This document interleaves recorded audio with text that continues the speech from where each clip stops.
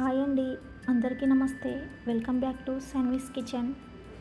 ఈరోజు కేవలం కొన్ని నిమిషాలలో తయారు చేయే సూపర్ టేస్టీ వెజ్ శాండ్విచ్ రెసిపీని మీతో షేర్ చేయబోతున్నాను.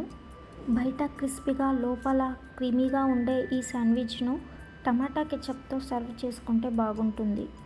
ఈ శాండ్విచ్ బ్రేక్ఫాస్ట్కి, ఈవినింగ్ స్నాక్స్కి లేదా పిల్లల లంచ్ బాక్స్కి కూడా చాలా బాగుంటుంది.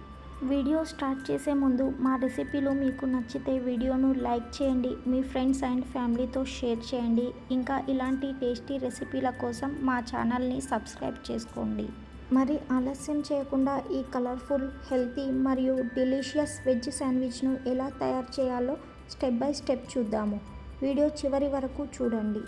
శాండ్విచ్ చేయడం కోసం ముందుగా క్యాప్సికమ్, ఆనియన్, క్యారెట్, టమాటోలను చిన్నగా కట్ చేసుకొని తీసుకోవాలి. మీకు కావాలనుకుంటే ఇందులో స్వీట్ కార్న్, క్యాబేజ్ ఇంకా ఏమైనా వెజ్జెస్ని కూడా యాడ్ చేసుకోవచ్చు.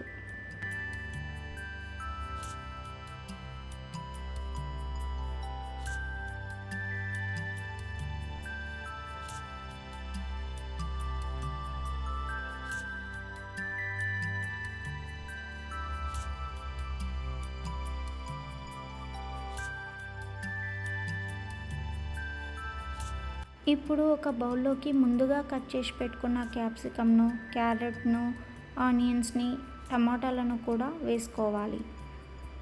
ఇప్పుడు ఇందులో పావు టేబుల్ స్పూన్ మిరియాల పొడి, రుచికి సరిపడినంత ఉప్పు, కొన్ని చిల్లీ ఫ్లేక్స్లు, తరిగిన కొత్తిమీర, 2 టేబుల్ స్పూన్ల మయోనీస్ని తీసుకోవాలి. నేను ఇక్కడ ఎగ్లెస్ మయోనీస్ని తీసుకున్నాను. మయోనీస్ అన్ని పదార్థాలకు బాగా కలిసేలా మిక్స్ చేసుకోవాలి. మయోనీస్ వల్ల శాండ్విచ్ ఫిల్లింగ్ చాలా క్రీమీగా మరియు రిచ్గా మారుతుంది. మీకు మయోనీస్ ఇంకా ఎక్కువ కావాలనుకుంటే 1 టేబుల్ స్పూన్ ఎక్కువ వేసుకోండి. మన ఫిల్లింగ్ అన్నది రెడీ అయ్యింది. ఇప్పుడు శాండ్విచ్ కోసం వైట్ బ్రెడ్ స్లైస్లను తీసుకున్నాము. బ్రెడ్ స్లైడ్లకు 2 వైపులా బటర్ లేదా నెయ్యిని వేసుకొని ఈవెన్గా స్ప్రెడ్ చేసుకోవాలి. మీరు కావాలనుకుంటే శాండ్విచ్ కోసం వైట్ బ్రెడ్ ప్లేస్లో బ్రౌన్ బ్రెడ్ని కూడా తీసుకోవచ్చు.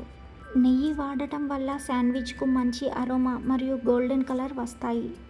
ఒక బ్రెడ్ స్లైడ్ పైన తయారు చేసుకున్న వెజ్ మయో మిశ్రమాన్ని ఈవెన్గా స్ప్రెడ్ చేసుకోవాలి. ఫిల్లింగ్ను అంచుల వరకు పెట్టడం వల్ల ప్రతి బైట్లో మంచి రుచి వస్తుంది. ఇప్పుడు మరో బ్రెడ్ స్లైస్ను పైన ఉంచి శాండ్విచ్ను కవర్ చేయండి.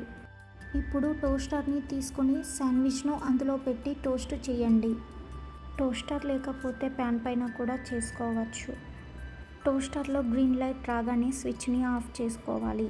టోస్ట్ అయిన తర్వాత శాండ్విచ్ను జాగ్రత్తగా బయటకు తీసి కొద్దిసేపు చల్లారిన తర్వాత కట్ చేసుకోవాలి. ఈ వెజ్ శాండ్విచ్ను టమాటా కెచప్తో లేదా మీకు ఇష్టమైన దానితో సర్వ్ చేసుకోవచ్చు.